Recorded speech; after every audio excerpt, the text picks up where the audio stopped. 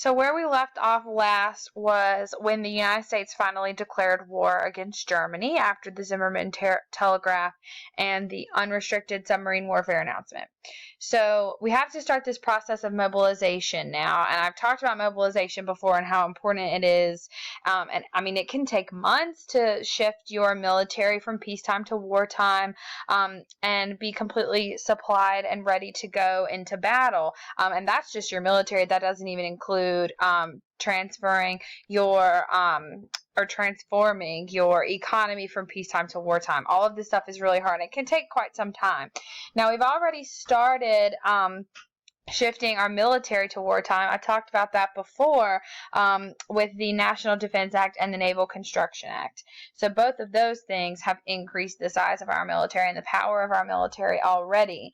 But that's not enough. So when we declare war in April, we have to really kick things into high gear. So in May of 1917, we passed the Selective Service Act, which authorizes the draft. More than 9.6 million men are going to register on the first day. We call it the Great National Lottery, not a lottery that you want to win. Over the course of the war, 2.8 million men are going to be drafted, but another 2 million will volunteer. So it's going to be a total of 4.8 million Americans serving in World War I. But obviously our casualty rate is not going to be as high as other countries because we don't fight in the war as long because we get in it so late. So now we've mobilized our military with the draft and everything. We've got to fix our economy and get our businesses ready to roll. So in August, actually the year before, when we were sort of trying to prepare for getting into World War I before we had actually declared war, we established the Council of National Defense. And what the Council of National Defense does is it regulates the the top three industries that we think impact war and the war effort. They are food production, fuel, and railway use. So food, we want to make sure that our soldiers have plenty to eat, right? We've got to feed 5 million people now on the government's dime.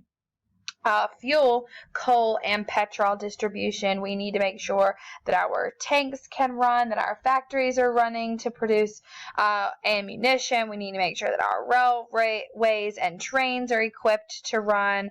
And then the third is railway use. We need to make sure that we can transport our troops all over the country for training, and that we can transport supplies all over the country as well. So food, fuel, and railways is what the Council of National Defense is in charge of. As the war gets going, we start seeing that that's not enough. Just the Council of National Defense is not enough. We're going to need more government committees designed to oversee businesses. So we're going to create the War Industries Board, the WIB. And the WIB is headed up by a guy named Bernard Branch. And Bernard Branch is in charge of regulating all the industries engaged in the war that aren't those three. So things like steel production, weapons manufacturing, textile mills, anything that could possibly contribute to the war effort is going to fall under the umbrella of the WIB. So we're basically putting free enterprise on pause. We want to encourage companies to cooperate with each other, not to compete with each other, because we want everyone on the same page working together to win the war. So we're also going to create the U.S. Food Administration. And the U.S. Food Administration is going to be headed by Herbert Hoover. If he sounds familiar, it's because he will be a president in years to come. So Herbert Hoover is solely going to be looking at food production and distribution in the United States. So he's going to, he's got to make sure that we've got enough food to feed all of our soldiers, not only overseas, but that we've got enough food for everybody to have here at home. So he decides to set prices to food a little bit higher. If we can increase food prices, then we can increase the amount of money that farmers are making.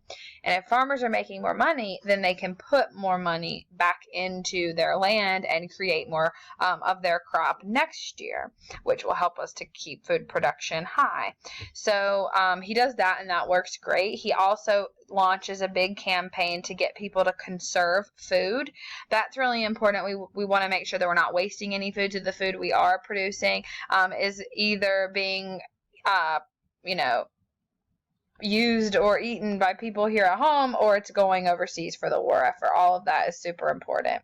So these campaigns, he basically gets everyone to leave out one particular thing from their diet every day, and then, you know, supposedly whatever we would have that day, we will just send to our troops overseas. So, for example, he would have wheatless Mondays and Wednesdays, meatless Tuesdays, and porkless Thursdays and Saturdays. I think his idea was on Fridays and Sundays you should just be able to eat whatever you want. So the question is, how are people willing to do this? Why is everyone just willing to give up all wheat on Mondays and Wednesdays? Why are people down for that? Well, that is because the government is making sure that everyone is on the same page and supportive of the war. And the best way to mold public perception of the war is to make sure that everyone's idea of the war is the same, to make sure that the information everyone is getting is positive information. So the United States creates something called the Committee on Public Information, and it was basically this, you can abbreviate it CPI, Committee on Public Information. It was basically CPI's job to educate the public about the causes of the war and the nature of war. Unfortunately, they wouldn't always give the 100% truth. And I guess actually that's not really unfortunate, because while we would want, in theory, all of this information to be public, not all of it really should be public information. And there is long-term proof that you cannot win a war unless the people in your country support that war. The only war the United States has ever lost was really the only war that civilians have not been supportive of since the beginning, and that was Vietnam. People were very supportive of the war at home in World War I and World War II, and that contributed a lot to how successful we were. But so they essentially create government propaganda, like the posters you see on this slide. Very pro-American, very anti-German, and things like that. And with these things, support for the war effort really does grow. Now, there are 7 types of propaganda that you need to know. The first type is name calling. Calling someone a fascist, a radical, a terrorist, things like that. Name calling is the first type. The second is glittering generalities. Things that basically make it seem like if you do this, then, you're a patriot. You're a true American if you conserve your food. You're going to save soldiers' lives if you carpool to work this week. Things like that. Those are glittering generalities. The third type is transfer. Transfer is basically just symbolism. Like this picture of Uncle Sam in front of me. Uncle Sam is a transfer. He's supposed to represent who? The United States, whether it be the government or the American people. He's just supposed to represent the U.S. They might have another example of transfer might be having a religious symbol next to a politician that's supposed to make you sort of project the idea of that religion onto that politician to make them seem like they might have like Christian or whatever religion it's, symbolizing values or morals or beliefs or whatever. So that's transfer. Number 4 is fear. Fear is definitely the most effective type of propaganda. Fear is basically something like saying, if you don't do this, soldiers are going to die. If you don't conserve foods, people are going to starve. If you don't enlist in the military, then, we're going to be taken over by a foreign country. Things like that. That's what fear is. Next up is testimonial. So any person endorsing an idea, a politician, whatever, a celebrity saying buy war bonds, or someone, just like a regular person saying that they've liked a product. That's essentially what testimonial is. And then the last one is euphemism. Actually, I think I have 2 more. So euphemism is another one, which is basically it's almost like alternative facts. It's essentially saying the truth, but not in accurate words. So instead of me telling you that I would, that we've had a lot of civilian deaths in this war, we might say we've seen a lot of collateral damage. That's true, but they're twisting the wording to make it seem like not as bad. And then the last one is bandwagon, which is exactly what it sounds like. Everyone's doing it, everyone's participating, jump on the bandwagon, get behind the war effort. So, unfortunately for the U.S. government, not everyone is going to be supportive of the war effort. We've got people who, are obviously going to be trying to get out of the draft from the very beginning. Obviously, any men who refuse to participate in the draft are going to be court-martialed and jailed. But people who register for the draft, are drafted, and don't show up, those people are called draft dodgers. We talked about them back in the Civil War, right? Only 12% of men drafted in the World War I never show up. Now, there are some people who have a moral or religious belief that forbids them to fight in a war, like Quakers or Muslims, and they are classified as conscientious objectors. Conscientious objectors are not exempt from the war or from the draft, they're just exempt from combat. So not only do you have to prove that you truly hold these beliefs, sometimes they don't even believe you and they'll send you into combat anyway, but you are only exempt from combat, which means you still go through basic training. And a lot of times they're treated really horribly there.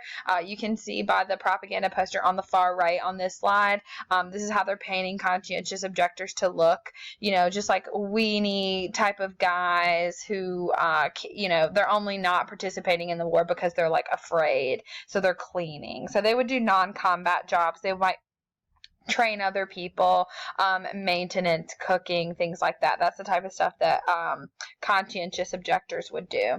Now, freedom of expression and controversial opinions are really going to be stifled by the CPI, the Committee on Public Information. They want to make sure that, all of their, good propaganda is sort of going to waste if we've got people going out there and telling people to ignore it and giving them other information. So in June of 1917, very early in the war, we passed the Espionage Act. And the Espionage Act bans treasonous or seditious newspapers or magazines, essentially saying that you can't publish inaccurate information about the government or its, actions, and you can't publish treasonous information about the government and its actions. Very severe penalties, $10,000 fine, 20 years in jail, life in jail, all of this falls under the Espionage Act. And if you're wondering why the Espionage Act might sound very familiar, like you might have heard it discussed in recent years, is because the Espionage Act is still on the books, and it is what Edward Snowden was charged with. So if you're curious as to who Edward Snowden is, please Google him.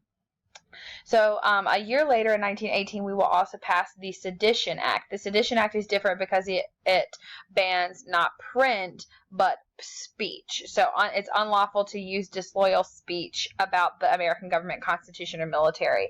We're mostly going to use the Sedition Act to prosecute radicals, socialists, communists, people like that. For example, Eugene V. Debs, the leader of the American Socialist Party, was arrested for giving an anti-war speech in Ohio. He got sentenced to 10 years in prison, so some really harsh penalties. But obviously this is going to come up in the Supreme Court, and it comes up in the case Schenck v. United States in 1919, and there the Supreme Court basically says sometimes the protection of the First Amendment shouldn't apply, and the times of war is an example of that. So we need to just be able to put the Constitution on pause, so to speak, in order for bigger goals. We've got to keep our eyes on the prize. So they, uphold the Sedition Act and the Espionage Act with the court case Schenck v. United States.